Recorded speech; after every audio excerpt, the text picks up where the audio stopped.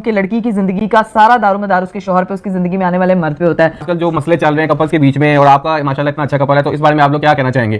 تو بھائی میں آپ کو اس بات کا جواب دیتا ہوں کہ بھائی سین یہ ہے کہ کوئی بھی کپل، کوئی بھی چیز، کوئی بھی انسان پرفیکٹ نہیں ہوتا.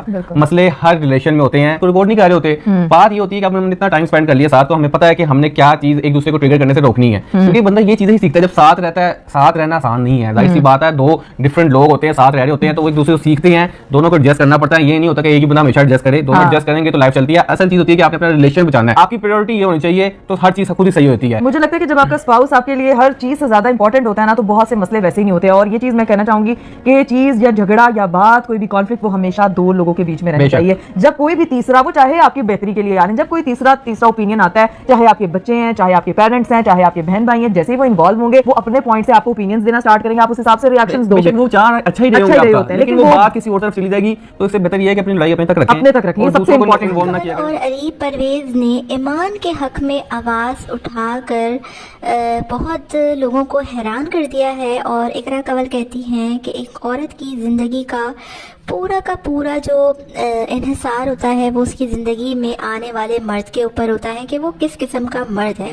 دوسری طرف اقرا کنول اور عریب پرویز نے رجب بٹ کا بھی ساتھ دیا اور کہا کہ میاں بیوی کے رشتے میں کبھی بھی کسی دوسرے کو، یعنی کسی بھی بہن بھائی کو یا کسی بھی والدین کو نہیں آنا چاہیے.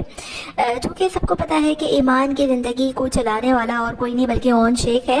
تو بہت ہی اچھا اور بہت ہی زبردست دونوں میاں بیوی نے مشورہ دیا ہے کہ باہمی مشاورت سے دونوں میاں بیوی کو بیٹھ کر رضامندی کے ساتھ اس رشتے کو چلانا چاہیے اور دونوں کو ایک دوسرے کو سمجھنا چاہیے، جبھی زندگی کی گاڑی چل سکتی ہے.